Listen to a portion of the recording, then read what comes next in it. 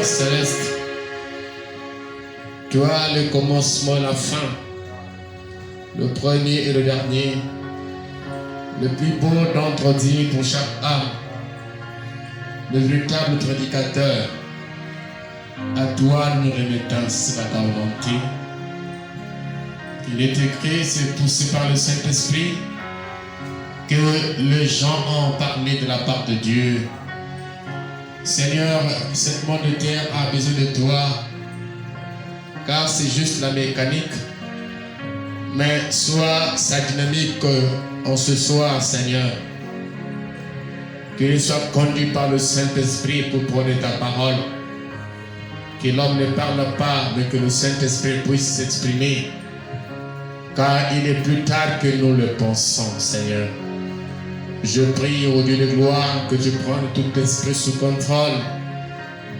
Oh Dieu de paix et de bonté, que tu donnes l'entendement spirituel à chacun de nous ce soir, Seigneur. Nous sommes venus non pas pour voir un homme, mais pour te voir toi, le mari, qui est la parole revenue en ce jour, Seigneur. À toi nous remettons ta volonté, au nom de Jésus-Christ. Amen. On se met le monsieur debout. Seigneur. Amen. Malachie chapitre 4, verset 5. Voici, je vous enverrai Élie le prophète avant le jour grand et redoutable. Non, excusez-moi, avant que le jour de l'Éternel n'arrive, ce jour grand et redoutable, il ramènera le cœur de père à leurs enfants et le cœur des enfants à leurs pères, de peur que je vienne frapper des pays d'interdit. Après cela, Jean 14, et plutôt Apocalypse 4, verset 1. Apocalypse 4, 1. Après cela, je regardais et voici une porte était ouverte dans le ciel.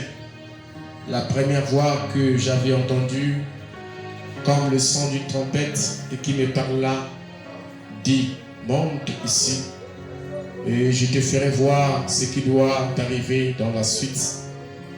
Aussitôt, je fus ravi en esprit. Et voici, il y avait un trône dans le ciel. Et sous ce trône, quelqu'un était assis. Prions, notre Père, pries-tu, ô Dieu, bénir ceci. Il est écrit heureux ceux qui lisent et qui entendent. C'est de quoi nous croyons que nous sommes déjà bénis en la lisant. Et nous voulons encore être bénis en l'écoutant, Seigneur. Non pas un nom de toi, la parole. Puisses-tu prendre la prudence sur toutes choses. Au nom de Jésus-Christ. Amen.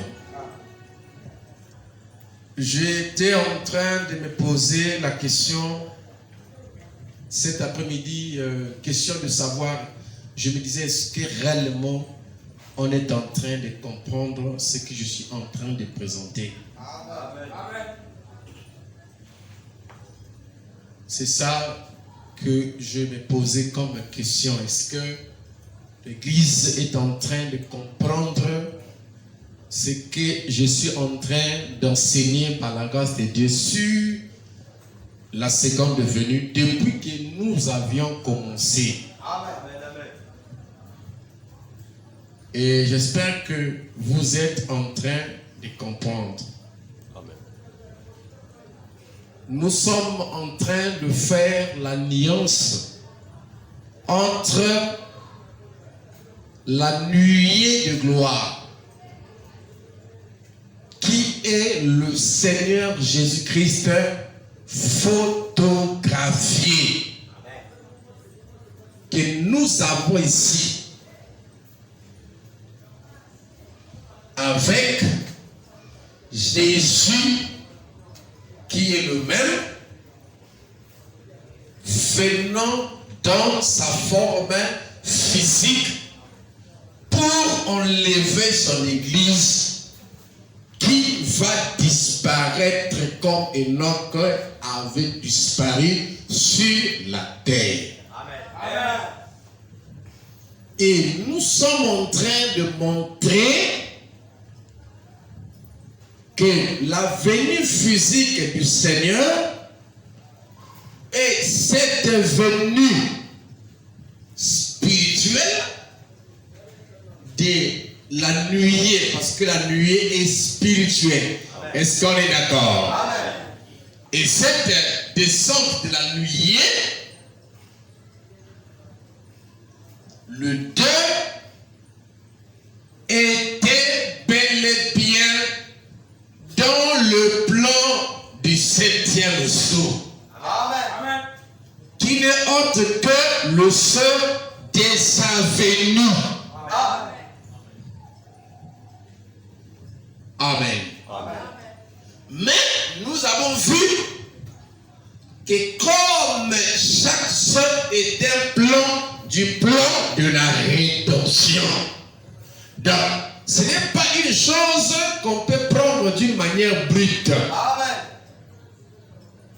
Parce que lui-même, frère Branham me dit que le 7e sceau est comparable à une fusée qui monte, qui s'explose et qui monte au fur et à mesure jusqu'à ce que ça va s'éteindre. Amen. Amen. Amen. Nous avons vu et nous avons lu, frère Branham dit,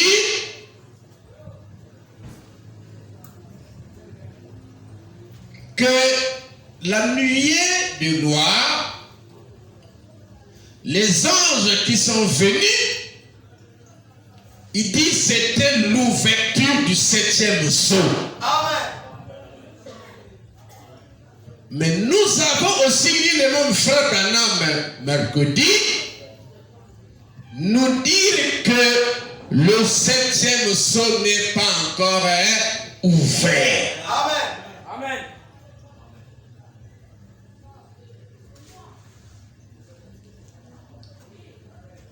Et les déterminances ou les déclarations sont trouvées dans les mêmes brochures. C'est lorsque nous avons essayé de dire que même ceux qui disent que le 7e sceau n'est pas encore révélé n'ont pas totalement tort, parce que frère Branham l'a dit comme ça, c'est pas révélé, c'est écrit noir sur blanc. Amen. Et frère Branham a aussi dit que c'est révélé. Amen. Maintenant, Branham me dit que la vérité se trouve toujours au milieu de la route. Amen. Parce que Esaïe dit qu'il y aura une grande route et un chemin. Quand vous voyez la voie telle que le goudron que nous avons là, les voitures ne marchent pas jusqu'au bord. Amen. Mais la cheminée ou le chemin est au milieu. Au désabord, là-bas, il y a les caniveaux où vont toutes les saletés. On appelle ça l'extrémité. Amen. Ici, il y a aussi l'extrémité. Mais le chemin se trouve au milieu. Voilà pourquoi nous sommes en train, conformément au nom de notre tabernacle, chemin ouvert, nous avons la mission pour être au milieu du chemin pour résoudre l'équation. Amen. Voilà pourquoi Frère Branham me dit, nous l'avons lu,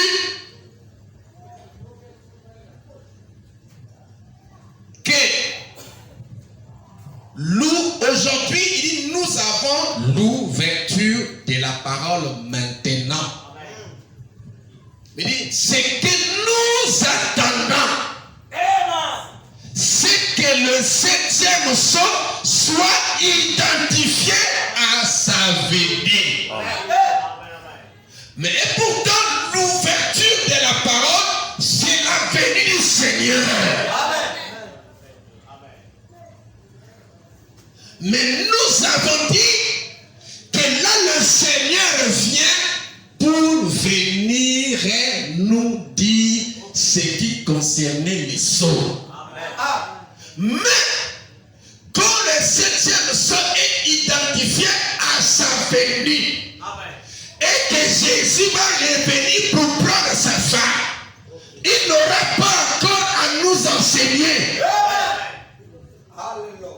Là, nous irons dans ce qu'on appelle la fête des noces. Amen. On dirait qu'il faut que je commence déjà à lire. Donc, c'est ce que nous avons posé comme les jalons. Nous avons montré que lors de la première venue du Seigneur, il y avait la venue de l'Esprit et aussi de Jésus chair. Branham dit, nous avons dit ça depuis le début, que lors de sa seconde venue, ça devait se passer de la même manière. De l'esprit à la chair. Là-bas, c'était de la chair à l'esprit. Chez nous, de l'esprit à la chair. Physique ou tangible. Merci beaucoup. On acclame le Seigneur.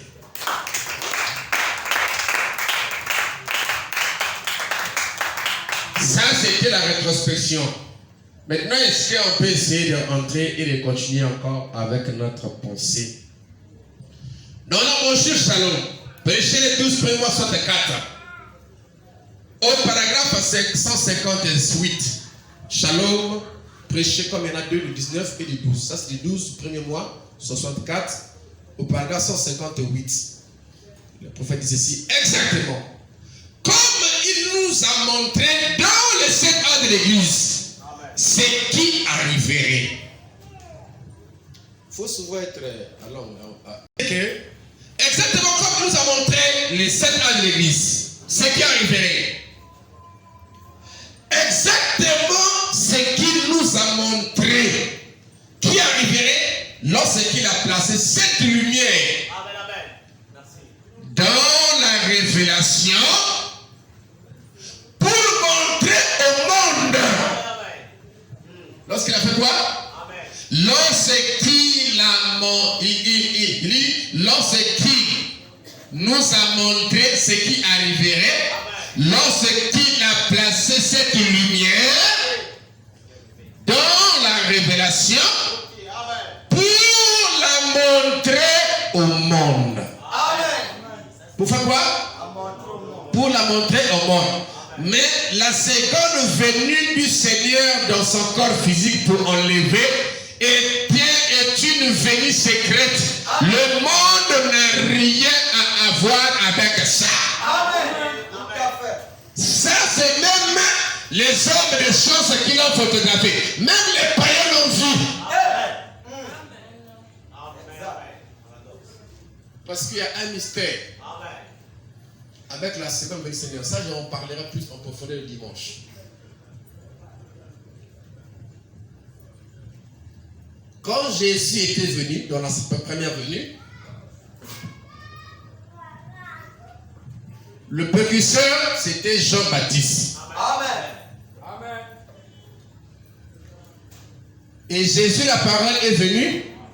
Il a été rejeté par le peuple juif. Après leur rejet, devait venir le jugement par Titus. Mais, frère Branham me dit que le jugement ne tombe, les apôtres étaient sortis de Jérusalem. Pourquoi? Parce que le jugement ne peut pas s'abattre sur les élus. Depuis l'Ancien Testament, on a dit à Lot et sa famille que je ne peux rien faire tant que toi tu ne sauras pas. Donc le jugement ne pouvait pas tomber tant que l'autre n'était pas sorti. Avec Noé, même chose. Avant que l'eau du jugement ne tombe, Noé était déjà à l'intérieur de l'arche. Parce qu'il est dit avertissement et puis jugement. Et là-bas, tu sais à tout emporter. Le jugement est tombé juste après que le Messie présenté aux hommes a été rejeté. Et bien, le jugement est tombé sur eux et ils ont été châtiés à Jérusalem par Titus qui les a tués et massacrés. Pourquoi? Parce qu'ils avaient rejeté le Messie lors de sa première venue. Alléluia. C'est la même chose qui se passe en sa seconde venue. Christ devait être présenté au monde comme étant la parole. Parce qu'avant le jour gros et redoutant, le quoi? Le jugement. Je vous enverrai Élie le prophète. Avant que ce grand jour n'arrive, ce jour gros et redoutable, il ramènera le cœur des pères, le cœur des enfants vers le Père. Des pères que je viens frapper le pays d'interdit du jugement. Amen. Amen. Donc, le Messie, dans la deuxième phase, devait être présenté dans le monde entier au temps de la fin. Voilà pourquoi Frère Branham a fait 7 fois le tour du monde. Il ne parlait pas de lui, mais il parlait de Jésus qu'il était en train de présenter. Jusqu'à l'ouverture de la parole, Christ a été présenté au monde.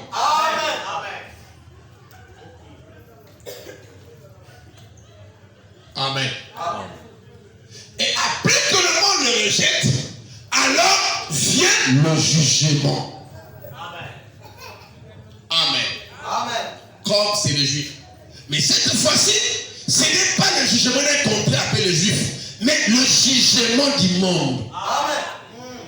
Parce que le Messie, dans sa seconde venue, a été présenté au monde entier.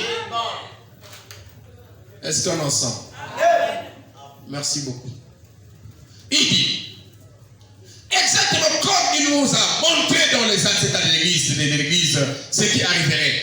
Exactement. Ce qu'il nous a montré qui arriverait lorsqu'il a placé cette lumière là, dans la révélation, pour le monde, la montrer au monde. Lorsqu'il a envoyé les 7 anges pour révéler les 7 messagers qui avaient été là, qu'il a montré ce qui était resté en suspense. Donc ça, comme je l'avais dit le vendredi, le but c'était de montrer ce qui était resté en suspense. Voilà pourquoi j'avais dit que chacun de ceux montait le suspense qu'ils ont eu au cours des âges.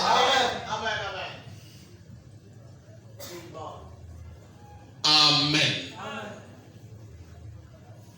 Et même William Branham aussi, je l'avais dit, il a tâtonné comme les autres. Amen. Parce que Frère Branham aussi a été comme un réformateur. C'est fort, mais c'est la vérité. Amen. Bon, comme je l'ai déjà déclaré, il faut que je lise. Attendez, je vais revenir. Merci beaucoup. Je dois aller fouiller ça dans le dossier ici. Et puis je vais revenir là où nous étions.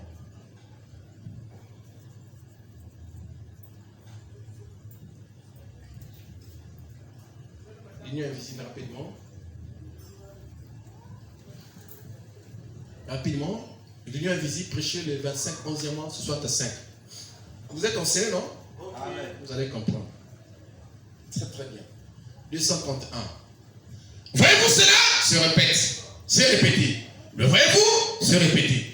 Tout était dans leur science religieuse. Amen. Conformément à ce qui avait déclaré leur école biblique. Amen. C'est ainsi qu'ils veulent. C'est de la manière dont cela doit être. Ou cela n'est pas. Dieu ne se moque de. Dieu se moque de chaque fois. Cela vient toujours différemment de ce qu'il pensait. Ce fut le cas au temps de Noé, au temps de Moïse, au temps de Christ, au temps de Jean-Baptiste, au temps de disciples, au temps de Wesley, au temps de Luther, au temps des Pentecôtistes. C'est à nouveau le cas. Écoutez, le modèle ne change pas. Cela vient toujours de la même façon. Il dit, ce furent seulement des réformateurs à travers 6 âges jusqu'au 7e. Voilà pourquoi, pour vous qui êtes enseignés, je vous ai montré la fois dernière que William Branham, c'est lui qui a ramené ce que Wesley avait, ce que Luther avait, ce que William Seymour avait. Donc ramener ça, c'est la dispensation des réformateurs. Maintenant, la fin des réformateurs, c'est Apocalypse 10. Il le dit là. Pourquoi il dit que depuis le 6 âges jusqu'au 7e, il dit c'est le réformateur. Donc nous savons que le dernier était William Seymour, mais comme l'organisation était tombée, Frère Branham ne se dit pas pour aller prendre ce que Luther avait donné. Il a dit ça, mon message c'est la justification. Voilà, je vous ai enseigné. Et le baptême du Saint-Esprit. Il dit c'est mon message. Donc la justification c'est Wesley.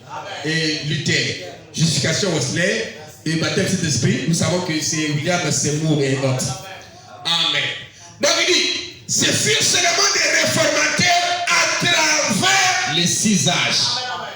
Voilà pourquoi j'avais dit que même Frère Branham, avant l'ouverture de ceux, était en train de tatouer avec le marin divorce. Il croyait qu'il est seule école de pensée. Même lui aussi, il ne comprenait pas d'autre chose. Mais nous avons lu la chanson où Frère Branham dit que quand les anges sont venus, il dit, là tu comprendras pleinement. On a lu ça le mercredi. Mais avant l'ouverture de ça, c'était lui aussi le tâtonnement. Il dit, ce fut seulement des réformateurs à travers les 6 âges jusqu'au 7e. Mais Apocalypse 10 dit qu'en cette ère-ci, cela changerait. Cela changerait. Et cela a changé.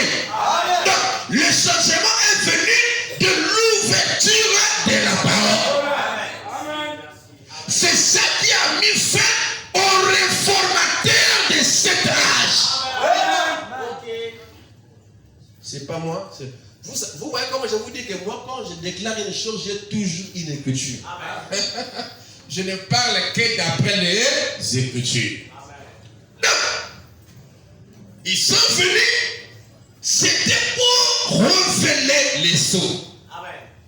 Pour montrer à Frère Branham tout le mystère qui était dans la Bible, afin de préparer l'épouse dans la grâce de l'enlèvement. Je dois repartir là où j'étais là. Okay, voilà. Je dois repartir dans mes blocs de ici. Voilà. Donc j'étais ici, voilà. On acclame le Seigneur. Il dit, lorsqu'il a envoyé les 7 anges pour révéler les 7 messagers qui avaient été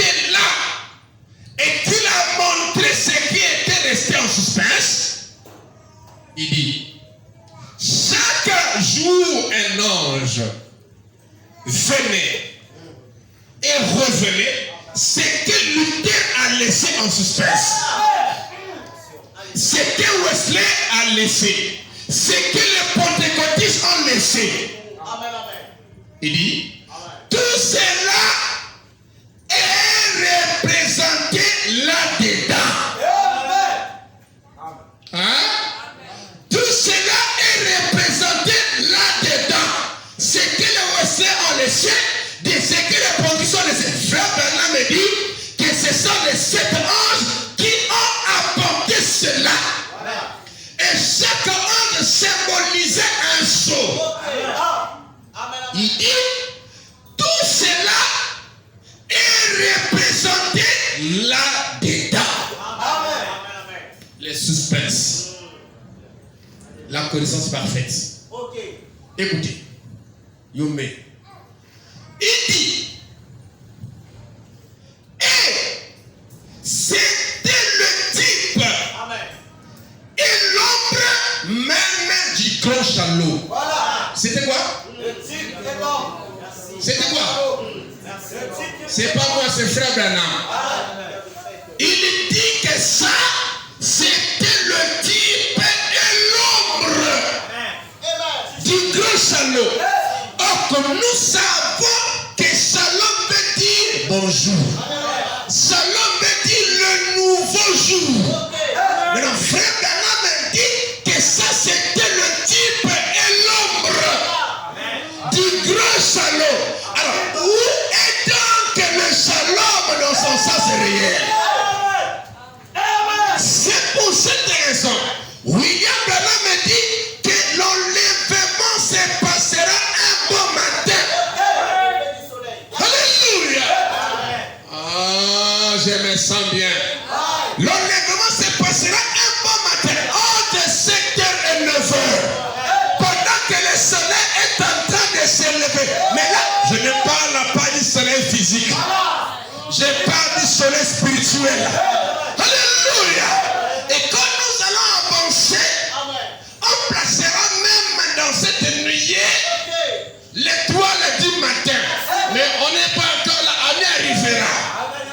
Ça, c'est l'ombre et le type du grand Shalom, du nouveau jour.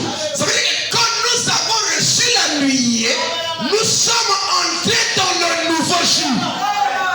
Hein? Mais ce n'est pas le nouveau jour d'après les 7 jours, dans le 7e et le 9e repos. C'est pas ça. Alléluia. L'ombre du nouveau jour, c'est là où que nous nous trouvons maintenant. Un type, alléluia, du Shalom. Il parle de la nuit. C'est ça. La nuit est descendue, c'est l'éternité, c'est fini, c'est machin. C'est l'ombre. C'est le type et l'ombre du nouveau jour. Le Shalom. Et nous avons reçu le Shalom de la nuit. C'est une ombre. Est-ce que vous comprenez ça? Je me sens bien. Un type du Shalom, du nouveau jour. Il dit, tout cela a été représenté là-dedans. Et c'était le type et l'ombre même du grand Shalom. Jéhovah. Jéhovah. Il dit, voyez-vous? Exactement. Mettant ça dans le ciel. Il a mis ça dans le ciel. Ça, ce n'est pas la venue physique du Seigneur Jésus-Christ. Ça, c'est toujours lui. C'est toujours le mystère du 7e son. Mais dans son démarrage. Alléluia. Oui, mais parce que le 7e c'est Christ. Le 7e son, c'est Jésus lui-même. Jésus est le mystère du mystère. C'est lui-même qui allait descendre pour ouvrir. Parce que c'est lui qui a ouvert le livre au ciel. Quand Jean l'a vu, souvent me dit, ce n'était pas frère Branham. C'est Jésus lui-même qui brisa les sceaux. Et c'était à lui-même de venir révéler ça. Voilà pourquoi frère personne ne peut me montrer la fausseté dans le sceau. Personne. Il dit d'un bout à l'autre, c'était inspiré. Il dit c'est l'inspiration de Dieu. Donc Christ lui-même vient pour révéler, pour permettre à sa femme d'avoir les matériaux qui va la perfectionner en vue d'aller au ciel. Il dit, mettez ça dans le ciel. Mettons ça dans le ciel. Et l'œil mécanique, les quoi? L'œil mécanique a pris cela en photo. S'il dit que l'œil mécanique a pris cela en photo, pourquoi il m'a dit l'œil mécanique? Voilà. Mais c'est parce que ça, ce n'était pas mécanique. Le même langage qu'il emploie pour ça, c'est le même langage qu'il emploie pour ça. Les mécaniques a pris cela en photo. Ça, ce n'est pas au sol. Là, c'est 1963. C'est la descente de la nuit. C'est l'ouverture des sceaux. C'est Jésus qui vient dire ce qui était le sceau lui-même. Alléluia. C'est lui-même qui a accompli la rédemption. C'est lui-même aussi qui doit montrer comment il a accompli ça. C'est lui-même qui doit ouvrir ça. Mais il doit prendre un corps parce que nous sommes au temps où Jésus prend le corps. Où son propre corps est au ciel. C'est pour cette raison qu'il a pris le corps de frère Branham. Pour nous l'apporter. On appelle ça le corps d'emprunt. Merci. Amen. Et si vous empruntez ce que vous pour vous n'en avez pas là. Amen. Il faudra que vous empruntez. Ok? Amen. Parce que lui, son corps est de l'autre côté là-bas. Et bien, comme la rédemption est en cours, et bien, il est descendu lui-même pour nous montrer comment il nous a rachetés. Et il dit que ça a été photographié. Et nous avons sa photo ici. Amen. Mettons ça dans le ciel. Et le mécanique a pris cela en photo. Voyez-vous? Il dit merci Seigneur. Amen. Il dit merci Seigneur. Le mécanique a pris cela en photo. Et nous avons dit quelle est la forme de Jésus que Frère Branham allait présenter. Voilà. Amen. Nous avons vu qu'il a dit que l'épouse connaîtra son mari. La parole révélée. Voici la Dieu de Dieu qui vient en gloire. Alléluia. Et là, il est dit que cette nuit devait être présentée. Pas simplement la photo en fait. Parce que de la nuit est venue la parole. Amen. Ok. Ce n'est pas le fait de présenter les photos, ce n'est pas la photo qui devait être présentée au monde. C'est l'enseignement, la parole qui a porté la nuit. Est-ce que vous me comprenez? C'est ça qui dit dans la citation de Shalom ici en haut, qu'on vient de lire, qui devait être présenté au monde. C'est en vue du jugement. Amen. Prenez avec moi la parole parlée, la sémence originelle. La parole parlée, la sémence originelle, prêchée le 18, 3e mois, 62. La parole parlée, la sémence originelle, prêchée le 18, 3e mois, 62. Le paragraphe 119, il dit, 119, il dit, la mission, je crois, pour laquelle Dieu m'a appelé, 3 participations, il dit, je devrais dire des choses personnelles aujourd'hui. En effet, je vous avais dit que j'allais le faire. Voyez-vous? Que j'allais le dire au monde entier. Là, il fait quoi? Il allait le dire au monde entier. Quoi?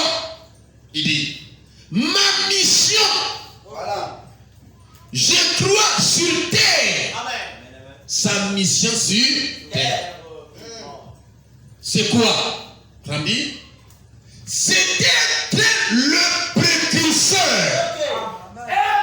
de la parole qui doit venir. Sa mission sur la terre, c'était d'être précurseur de la parole à venir. Or, la parole à venir, c'était simplement Jésus. C'est même la nuée de gloire. Il va être précurseur de la parole à venir. De l'expiation.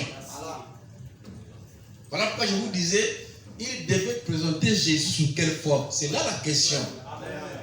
Parce que Jean l'a présenté, était physique. Un homme de chair qui pouvait manger. Et c'est comme ça qu'il allait le faire? Non. Parce que quand Jésus viendra dans son corps physique, la rencontre se fera dans le zèle. Mais il dit, ma mission sur terre. Il n'avait pas une mission le ciel. Sa mission était sur terre. Et c'était quoi? D'être le précurseur de la parole à venir. Voilà pourquoi la fin dernière, on a pris l'éveil du soleil où il dit, voici ses yeux, voici ses machins. Il dit, c'est Christ. Il a présenté la nuit. Et de la nuit est venu les sceaux. On avait vu ça. Amen. Tout à l'heure, on veut dire ça, qui sont les suspens. Amen.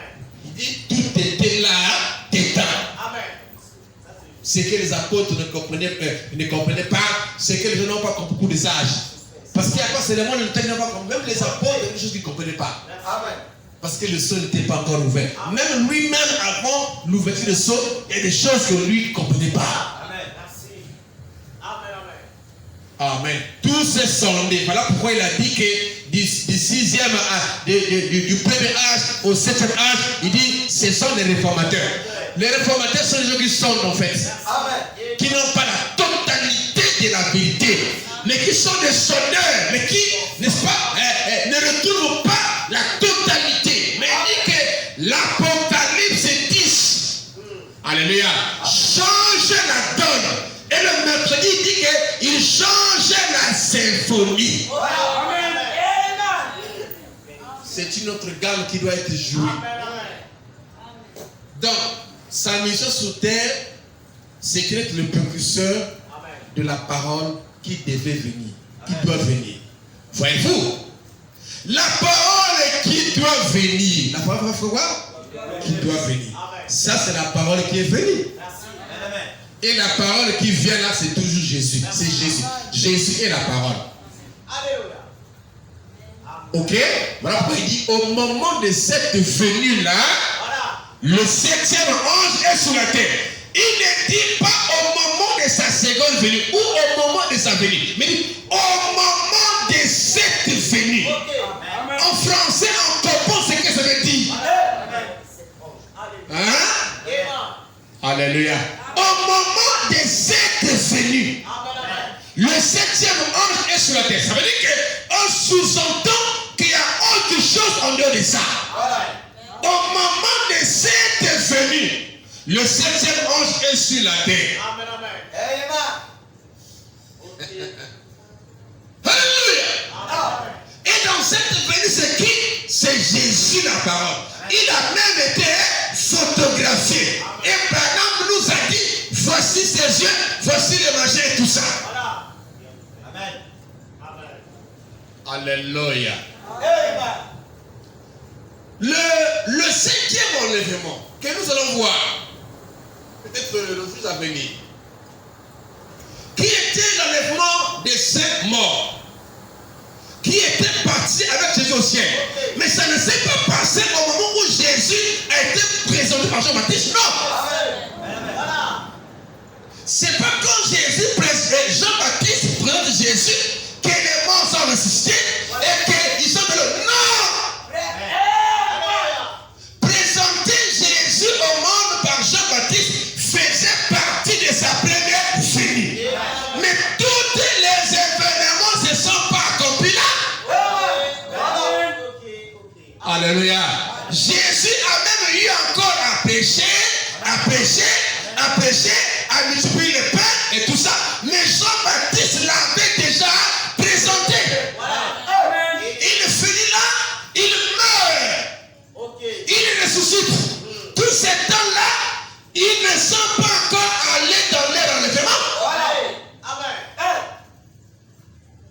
Alléluia. Donc, l'enlèvement, c'était dans la première venue, la présentation dans la première venue, mais chaque séquence s'est passée à son temps. Amen. Alléluia. Est-ce que vous comprenez ce que je veux dire? Jésus sur la terre a commencé la mission vraiment que Dieu l'avait envoyé, c'est quand Jean-Baptiste le présente. Mais il finit tout ça après qu'il quitte la terre. Et quand il quitte la terre, il amène ceux qui étaient morts dans le cinquième enlèvement de la Bible. Amen. Amen. Est-ce que vous comprenez? Non. Dans la seconde venue, c'est la même chose. C'est un plan. Ce qu'ils font, il faut d'abord que le prophète nous montre l'expiation. L'agneau de Dieu, le sang de Jésus qui ôte le péché du monde. Parce que Jean était clair, il dit quoi? Voici l'agneau de Dieu qui ôte le péché. Et qui était le lieu de la parole qui devait faire quoi? Ôter le péché. Alléluia. Et l'expiation. Donc, je disais, donc c'est tout un plan, parce que le septième saut est un plan. Frère Branham me dit, chaque saut en soi est un plan du plan de la rédemption.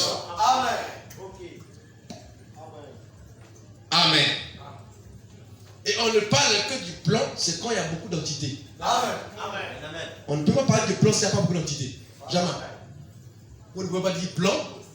On peut par exemple dire que la planche là c'est un plan. Ou bien le mur. C'est-à-dire qu'on parle du plan quand il y a un atout. C'est pas ça vous? Voilà. Vous avez une maison et tout ça que vous allez construire, on vous donne le plan. Ça veut dire qu'il y aura des chambres, il y aura des douches, il y aura des machins. C'est ça les plans. On vous donne un hôtel à construire, on vous donne les plans. Vous avez tout un schéma pour ceux qui font la tuyauterie, je ne sais pas quoi, des dessins industriels, on vous donne les plans. Et vous dessinez, je ne sais pas un plan, je ne sais pas comment là. Et vous allez voir qu'il y a un tuyau, l'autre tuyau va faire ça, l'autre. C'est un plan, c'est ça qu'on appelle les plans. Les plans, ça doit être un atout. Le plan ne peut pas être une seule chose. Donc, on dit que le septième saut, c'est sa venue. Oui, mais il est dit est un plan parce que tout ce qui se passe dans la seconde, dans le septième saut est en rapport avec la seconde venue du Seigneur. Voilà pourquoi Frère Branham me dit qu'à la seconde venue, Élie ramènera le cœur des fils au Père. C'est dans le plan. Donc même avant qu'il ne prêche même, comment dirais-je, qu'il ne prêche même les sauts. Même quand il vient étant Élie, on peut ramener le cœur des enfants au Père, c'est déjà le septième saut. Voilà. Amen. Ah, regardons un peu le clip ici là. Il dit, voyez-vous, la parole qui doit venir, c'est-à-dire Christ. Christ, il dit, et Christ, en lui, il y a le millénium, il y a tout. En lui, ok, en Jésus. Il est qui? La parole. En lui, il y a tout. Parce qu'il est la parole. Vous voyez? Très bien. Mais est-ce que ça veut dire que comme en lui, il y a le millénium, la parole, le millénium est complet? Non, monsieur. C'est pas ça. Mais tout ça est en lui. Amen. Ok. Ah. Amen. Rapidement avec moi. Nous avons cette citation-là, je vais revenir là. Je m'étais arrêté là le mercredi. C'est la fin des tempêtes. Je me suis arrêté là le mercredi. 132, il dit. Ce septième saut, ce n'est pas encore ouvert. Vous savez, c'est sa venue. Amen. Donc là, quand il dit ce septième saut n'est pas encore ouvert, il dit c'est sa venue. Il ne fait pas allusion à la nuée. Amen. Parce que là, la nuée est déjà arrivée. Jésus est dans la parole. De ce jour est déjà arrivé. Mais il parle de sa venue physique. Voilà. Qu'il est mort en train d'attendre. Amen. Amen. Amen. on n'attend pas une chose déjà accomplie. Amen. Amen. Maintenant, quand les détracteurs disent que non, mais ils disaient aussi qu'on va attendre Élie. Tout ça, comme Branham dit qu'on attend Élie, quand il viendra, nous savons qu'Élie c'est lui. Amen. Amen. Est-ce que vous comprenez ça? Amen. Il y a parfois une limité qu'Amérique a dit comme ça, mais nous savons que Élie c'est lui. Amen. Et qu'il a aussi la main des autres de Dieu par rapport à la parole. Il ne veut pas dire que c'est moi, comme disent les autres. Les soupçonneurs là qui vont, c'est moi. Voilà. Parfois il donne juste un langage que toi-même, que tu le découvres. Mais nous savons quand il dit ça, on n'a pas à attendre un Élie. Mais quand il dit qu'on attend Jésus, c'est bel et bien conséquent parce qu'il dit ça dans plein de situations. Amen. Amen. Frère Branham me dit que nous les croyants, nous croyons la vérité comme étant quoi? Jésus vient dans son corps physique. Amen. Les 302 croyants. Amen. Il avait dit ça, non? Amen. C'est dans la bouche 302 croyants. Amen. Donc si tu es croyant, tu croiras la vérité du Seigneur et tu l'attendras dans son corps physique. C'est ce qu'il dit là-bas dans les 302 des croyants. Il dit, ce septième ciel n'est pas encore ouvert. Vous savez, c'est sa venue. Ainsi, pendant qu'ils sont encore là, Amen. sous mais il nous le montre ici. Il fait quoi? Il nous le montre ici Alléluia. par une avant-première. Le septième son n'est pas encore ouvert. C'est sa venue. Il dit, et il nous montre ça ici. En avant-première. Mais non, il nous montre ça comment? Mais il nous montre ça quand il est en train d'enseigner sur le sang ou sur le septième sang. Comment est-ce que nous avons su comment la seconde venue se fera? Quand il dit que non, par exemple, au moment de cette venue-là, le septième ange sur la terre. Quand il dit par exemple que ça sera un matin entre 7h et 9h. Nous avons dit ça pour vous. On a dit ça où? C'était écrit dans quelle Bible? C'est Frère Branham qui le fait sortir. Voilà comment je crois que Branham devait me dire les choses qui ne sont pas écrites dans la Bible. Mais le silence du septième son, il y avait une voix. On avait dit à Jean de s'aimer ce qu'on dit le septième tonnerre. Ne m'écris pas. Hein? Jean l'a entendu dans la vision. Et aujourd'hui, Jean, c'est nous, on doit entendre les choses cachées, non connues. Voilà pourquoi ils ont dit que l'enlèvement se passerait entre 7h et 9h. Moi, je crois ça. C'est ça le septième son. Alléluia. Moïse n'était pas là quand il dit que non, Ève était là-bas et tout ça, ils ont mangé des fruits. Mais il n'était pas là. Comment il a fait pour le savoir? C'était un mystère caché. Il n'y avait pas un livre auquel on avait écrit que non, il y avait ADN. Il n'y en avait pas. C'est lui, Moïse, qui a écrit ça en plein. Il a eu ça où? Quand lui, il est né, mais il ne connaissait pas ça. Même Abraham ne connaissait pas ça. Abraham était prophète, mais il ne connaissait pas l'histoire de l'ADN. Lui, quand il est venu, il s'est dit, bon, je suis fait, Dieu m'a appelé, je suis là et tout ça. Mais quand Moïse arrive, Dieu l'amène dans la vision. Et il lui fait voir qu'avant toi, avant Abraham, avant Isaac, il y avait un Adam qui était avec sa femme, qui était trompé par les serpents. Mais papa Moïse, tu as eu ça où? Je suis un prophète. Et aujourd'hui, nous avons reçu un prophète comme Moïse. Voilà pourquoi si Branham me dit une chose, même si je n'ai pas ça dans la Bible, je crois ça. Dieu te bénisse. Je suis un croyant fou. Parce que aussi longtemps que vous croyez qu'il est prophète, Fabana me dit, un prophète ne peut pas avoir une fausse révélation. Alléluia. Et il est plus que Moïse. Les plus grands prophètes de Noé à nos jours. Alléluia. Je vois l'esprit d'Élie, de Moïse et de Christ dans ce temps. Mais il nous le montre ici par une avant-première. Comme il a fait pour Jean. Parce que quand je dis que je suis commençait à lui montrer les choses. Amen. Et là-bas, il a vu tout le plan de tous les âges jusqu'à venir Seigneur, Amen. mais dans une vision. Amen. En avant-premier. Ok. Voilà pourquoi même dans l'Apocalypse, à la fin, il dit Seigneur Jésus, reviens. Amen. Viens Seigneur. Amen. Amen. Parce qu'il a vu les choses en avant-premier. Amen. Frère dit que non, il a vu ça se dérouler, c'est comme s'il était là, sur la terre. Il a vu les âmes de l'église, il a vu les Irénées, il a vu tout le monde jusqu'à l'enlèvement. Amen. Il a vu ça comment? Il a vu ça comme on lui a dit monte ici. Amen. Et il a vu tout le parcours de la terre jusqu'à la gloire. Amen. En avant-premier. Amen. Amen. Il dit nous aussi, nous voyons ça ici en avant-premier. Amen.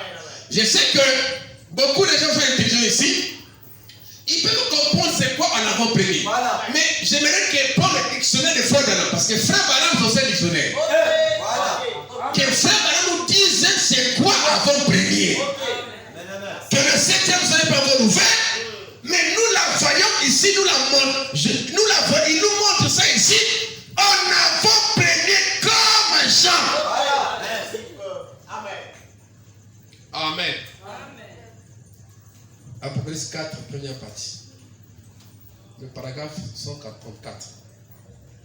Apocalypse 4, première partie, 134. Apocalypse 4, première partie, 134. Donc, tu n'amènes pas les trucs de noter. Hein. Frère Nambi devait venir avec votre bloc-notes. On ne peut pas être des chrétiens différents de ceux qui étaient à l'époque de Pierre, à l'époque de Frère Branham. Sinon, on va manquer le ciel. Parce que Dieu n'agit dans l'homme de la même manière qu'il a fait avec les autres. Amen. Et quand Frère Branham dit, vous devez avoir un bloc-notes, tout ça pour noter, c'est une écriture. Toute écriture est inspirée de Dieu et utile pour enseigner, pour convaincre de la justice. Donc tu ne peux pas être juste tant que tu ne vis pas cette écriture-là. Amen. C'est ça que nous oublions. Voilà pourquoi nous sommes tombés tous dans la religion. Amen. On vient les mains vides, on note pas et tout ça. Maintenant vous allez, parce que quand on enseigne, il y a l'enseignement que je donne et il y a l'enseignement de Dieu lui-même à travers, directement à vous. Amen. Amen. C'est-à-dire quand tu prends les notes, tu arrives à la main, tu étudies.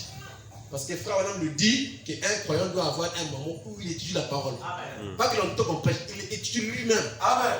Tu arrives, tu lis. Et quand tu vas lire, même les stations là, Dieu va encore t'ouvrir. Amen. C'est très capital, on appelle ça la méditation. Amen. On ne serait jamais des chrétiens différents de ceux qui ont été avant nous. Jamais. Amen. Merci beaucoup. 134 dit maintenant. Et après les paroles baptistes.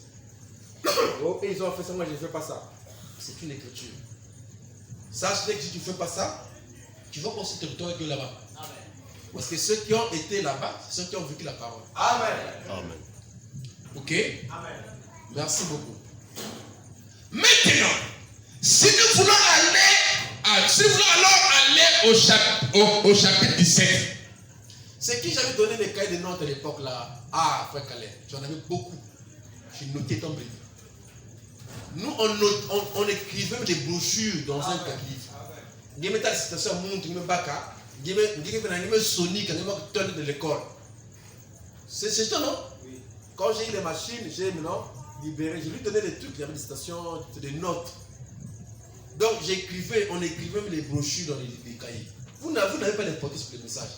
Voilà pourquoi on se pose la question, mais comment est-ce que les aides qu'avaient à l'époque, aujourd'hui, ça s'est éteint carrément. Vous n'êtes pas comme lorsque nous avons cru. Moi, depuis que j'ai écrit, j'ai manqué la réunion, ou ce qu'on appelle vulgairement le culte une seule fois, de toute ma vie. Et tombe un mois aussi. De toute ma vie, je dis bien. Je n'ai manqué le culte qu'une seule fois. Et le jour que j'ai manqué la réunion, la seule fois là, vous voyez la petite maison qui est là-bas? C'est chez moi là. Moi, ils ont fait une chambre sur la pointe de Tungia. On met l'ouate dans l'église. Maintenant, ils avaient préparé beaucoup de ciment. Et il y avait des bourrettes dehors, il y avait des machines dehors. Comme on sait, les quartiers étaient nouvelles. Alors, je ne pouvais pas laisser les maçons là sans d'abord ramasser tout pour fermer la maison. C'est ce qui me fait manquer les réunions. Mais je te dis, c'est pour une première fois depuis que j'ai été membre d'une église. C'est pour vous montrer que vous n'êtes pas des chrétiens. Nous, c'est-à-dire que je me pose la question aujourd'hui, comment c'est que les gens sortent? C'est Nimban un Mosina. Ça, je n'oublie pas ça. Amen. Que moi, j'ai manqué une réunion à la nuit étant membre. Une seule fois. Amen. Je me souviens, on a allé même pour l'église, parce que tu dis que non, si nous vendons, quand j'irai, si je fais ça les premières questions, et bien, je vois comme ça 11h, peut-être 10 déjà, je dis je vais manquer la prédication. J'étais obligé de partir sous la pluie. J'arrive, je suis mouillé, je suis dehors. Je faisais la lutte. Vous voyez les ailes, non? J'étais dehors, je ne peux pas rentrer de l'église. Mais pourquoi? Parce que je me disais qu'il faut manquer la prédication. Frère, pourquoi blague de l'église? Si vous avez les ailes que nous on avait là, il y aura l'église rappelle. Tous les jours, c'est toujours. Mais aujourd'hui, vous voyez comment on prie, on gêne les gens, tu loues, on pêche les choses, tu loues. Même pas, c'est devenu parfois vraiment une maladie. Quand on veut, même quand nous sommes là la nuit, la même chose. C'est-à-dire que je ne comprends pas. C'est-à-dire que je ne comprends pas de nos jours. Qu'est-ce qui ne va pas en fait? Les gens, vous savez que Jésus dit qu'au temps de la fin, il y a une prophétie, hein, l'amour du plus grand nombre se refroidira. Amen. Il faut éviter de tomber les prophéties qui est contraire à la parole. Parce qu'il y a beaucoup de prophéties. Hein. Toutes les prophéties ne sont pas bonnes. Il y a des prophéties qui montrent des malheurs, des choses qui vont arriver sur la terre. Mais il faut éviter d'accomplir ça, ou bien que ça s'accomplisse dans ta vie. Que tu sois froide. Non, que l'amour du plus grand nombre, comme Jésus a dit, tu vas se refroidir,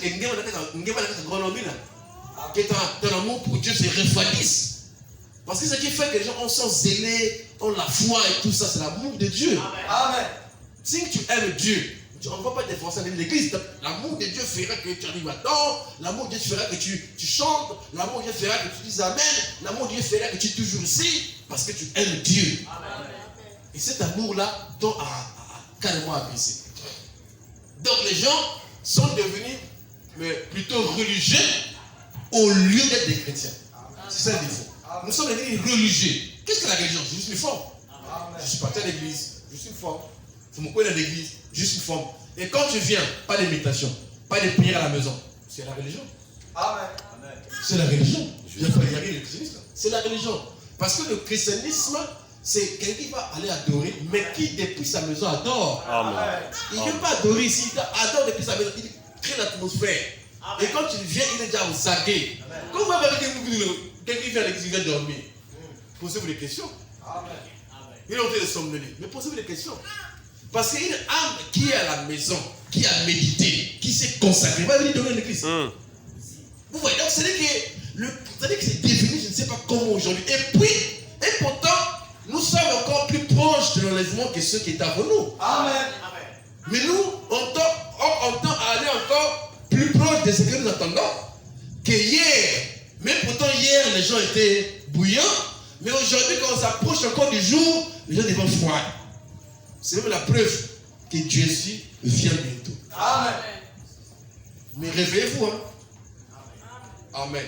Il faut vous réveiller. L'âme de la personne doit toujours être chaude. Quand on a cru, on a cru. Quand on est païen, on est païen. Quand on a cru, c'est fini. Moi, je ne vois pas en quoi je vais fuir l'église, en quoi je vais fuir. Non. Quand j'ai été allumé, j'ai été allumé. Amen. Amen. Ça me servira à quoi d'être foi ou bien de fuir l'église? Ça me servira à quoi? Même si j'ai des erreurs, je venais à l'église avec mes erreurs. Amen. Mais c'est à l'église quand même avec les erreurs, non? Jésus dit quoi? Je ne suis pas venu pour les bons. Amen. Voilà. Donc c'est à l'église qu'on veut faire l'expiation. C'est à l'église que la parole nous nettoie. Ça veut faire que tu écoutes la parole, après, et la parole se sanctifie. Parce que Jésus l'a dit. Sanctifie-les par ta parole, car ta parole est là, la vérité. Je vais rester là pour faire quoi? Puisque c'est la parole qui me sanctifie. Je dois être ici pour écouter